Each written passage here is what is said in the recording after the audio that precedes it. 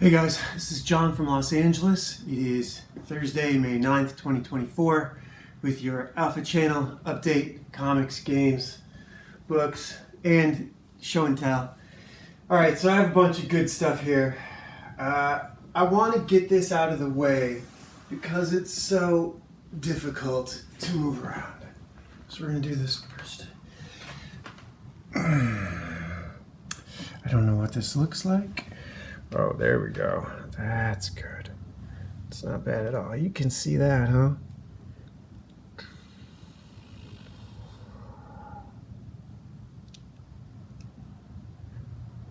There's not really a lot I need to say. But I do want to talk about this and this because I bought these right down the street from where I live here in Studio City. I'm in Van Nuys, Sherman Oaks area, but Studio City is close enough to ride a skateboard to. So these are from MTV, their 1990s series Aeon Flux. And there's part of that I want to mention. Niccolo Machiavelli's The Prince, which was published posthumously, where he got his bad reputation. That didn't happen while he was alive. He wasn't in Assassin's Creed. It's not who he was. And I think what he wrote gets taken out of context. If you're a good person, what he says is obvious, and it's a good operating system for the world. If you're a bad person, what he says is a handbook for evil.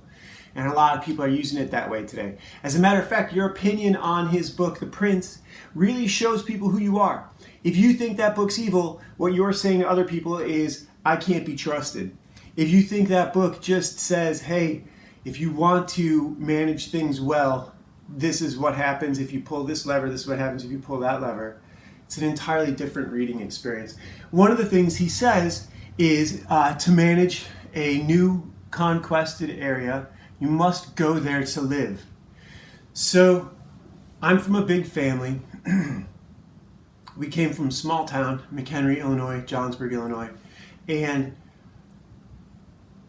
that place is different than this. There's nothing to, I suppose there's some things I could have conquered a labor job, a career as in the trades. But I came here to live because this is what I want. Movies, TV. I want to make a living telling stories. And that's this direct address stuff that I'm doing right now is actually a lot more powerful than I realized. I'm cutting out a whole lot of middlemen this way. Those middlemen used to be a mark of prestige. They're really sycophants and parasites, remora fish, swimming after sharks. This I'm going to save. We're going to talk about this soon. It's going to be out here every day until I talk about it. Today we are going to talk about the Club du Mans by Arturo Perez Reverte. I want to say Eric Maria Remarque, but he wrote a different book. This is the Club du Mans.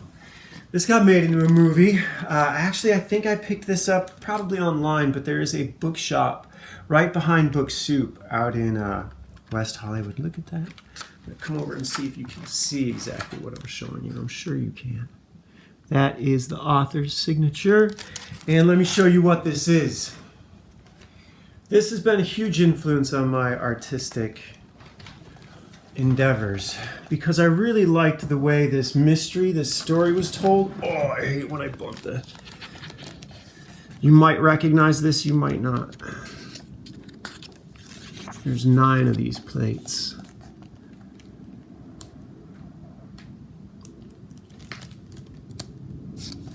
And I'm not going to show you all of them because that's copyright. But I'm going to skip ahead to the end. You might remember this, you might not. This might mean something to you, it may not. But I am really proud of this book. Again, something I will not take down to Iliad Books and sell for $20. This is nice. This is a good find. And like I said, that really, I don't remember the name of the bookshop. It's like in a little hidden corner down behind Book Soup.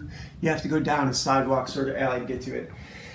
I don't think I bought this there, but they had some good stuff in there. They had some really good stuff in there. I want to say they had Lex Libris, whatever Crowley's book is. They had one of those. So this is some of the art I did last night. Drew and penciled today, not inked yet. I have drawn this pose probably 15 times.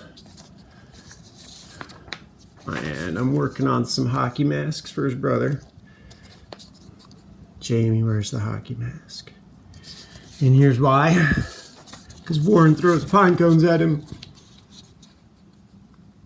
And now here, upcoming is a panel that I did not draw or even know was going to be into the comic until last night. But I'm telling you, I'm not bad at this, and I'm getting better. So I'm really happy with those. Those may get line art inked tonight. But it's working out. It's fun. This is easy. This is not forced. This is just doing. This is just being alive. This is just... Dude, it feels like my life is so good. I know there's a story about a bird who gets caught, who's out, baby bird falls out of a nest, gets picked up by an owl, or I don't know, somehow gets dropped in a pile of shit and he's warm and he starts chirping and a cat comes along and eats him. And the moral of the story is if you're happy, even if you're covered in shit, keep your mouth shut. But I'm really happy, and if you can't say you're happy when you're happy, what's the point of being alive? If you have to walk around and pretend you're fucking miserable all the time just to fit in, I don't want to be part of that society. All the cool kids are canceled. I've been canceled since 2017. I lost all my friends when Trump got elected for no reason, just because it was convenient and fun for them. So, all my friends except one. So, yeah, my family still talks to me, but they're all cool. They're all awesome. So. What did I want to talk about? This is what I want to talk about. Forgiveness and asking for help. Neither of those things are easy. They're both really hard for me because I needed so much help. I'd be asking for help all the time and no one's got time for that. You know what I mean? That's the kind of help you have to pay for. Those are special coaches and teachers and tutors and, you know, those are the rich kids' help. So you gotta...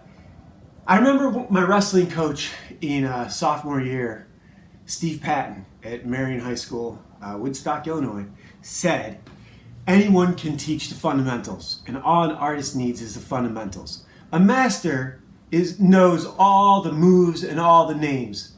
The artist doesn't even know the names. He doesn't care. He just does it. And that's always been my focus with everything, with drawing. I did see a video the other day where they lay out the 9 different rendering styles. I wrote them right down here in this notebook. 9 different rendering styles that were used in early 90s comics. And I was so blown away because it would have helped me if I'd had those. And I'm gonna, focus on them and learn them. So there's classic feathering, curved hatching, which you go with the muscle, free feathering where there's no underlying shadow, parallel deep shadows, vertical, parallel horizontal lines for shadows, cross hatching, which is X's, teardrop shapes, which is the little, basically, that's a shadow that's just so small it's not worth coloring in or hatching in and out of it. And then light bounce into a shadow, which is really cool, and kiwi reflections. So there's only 9. Like that's easy. I can do that. I can work all of those into one picture. And gesture and I'm even getting foreshortening, kind of. So I'm just really happy. That's the point, is that this is so much fun. And if you can't talk about when you're happy, what is the point of being alive? You have to be rich and making people grovel to feel good about yourself. That's no way to live. Those people had no friends. Friends are worth more than money. So these are things, yeah. So forgiveness for yourself, forgiveness for all the time it took you to learn. Forgiveness for all the other people who are judging you for not being where you're supposed to be. There's a lot of judgment that goes on in this kind of stuff. Like if I were still putting out garbage pictures like I was a week ago, and some of those were really bad. And when I go through and look through all my old art, it's about this level. So you could say I haven't really progressed in 20 years, but I've written 2 novels and learned how to make video games and learned how to record audio. So I did 12 audiobooks in 2019, 6 for historyradio.org and 6 for Audible. that I auditioned for, won the job, and then produced and published. So perfect is the enemy of done. I recorded my audiobooks twice before I did this. The first time I was putting in sound effects and like over editing it, and that's unnecessary. And it just makes it harder, makes it take longer. And both of the first two times I hadn't soundproofed everything quite right. Not quite right, hardly at all. I hadn't studied soundproofing at all. I was focused on the performance and whether or not I could push through it. So that's a case of power versus force. I forced it, and because I forced it before I was ready, it was all pretty much worthless. It was a valuable experience, and it was the best on-the-job training I could get. It's better to learn on your stuff than to be getting paid to learn on someone else's stuff. Employers tend to resent that. They do not like paying employees to learn on the job, but they also don't want to hire someone new who might be better at it, but might give them more attitude. Non-creative business people hiring artists you've never seen such a tug of war. They want to be good people and the artists want to be good people, but the artists are starving and no one has enough money and so it's a whole can of worms. So go there to live, forgiveness. And I wanted to point out that what I'm really talking about there is the judgment that goes on. Your art is shit, your writing is shit. Well, you only read one thing that I wrote. God waits till a man's dead to judge him. Who am I to step in front of that? You know, maybe so-and-so is a bad writer and his artists cheated him, but maybe his next work will be great. Anyone can be great. You just got to keep working at it. Don't judge someone till they're dead or until they're holding the knife in your guts, you know? And then, I saw half of that movie the other day. You can look them right in the eye and say, do you really think this is a good idea? You didn't think this through, did you? If you're that guy, you never need to worry about anything. If you're not that guy, you're going to live in fear your entire life. Go to the gym. So, yeah, game theory. Game theory in forgiveness. Game theory in life.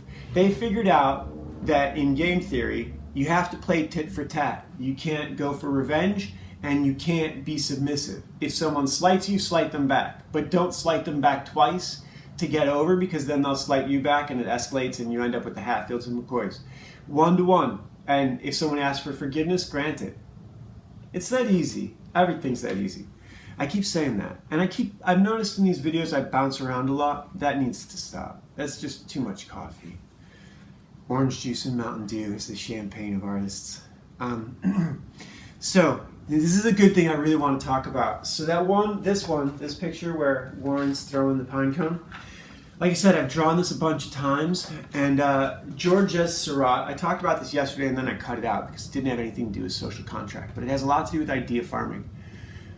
Georges Seurat was the founder of an artist movement called Pointillism. They made us study art history at animation school.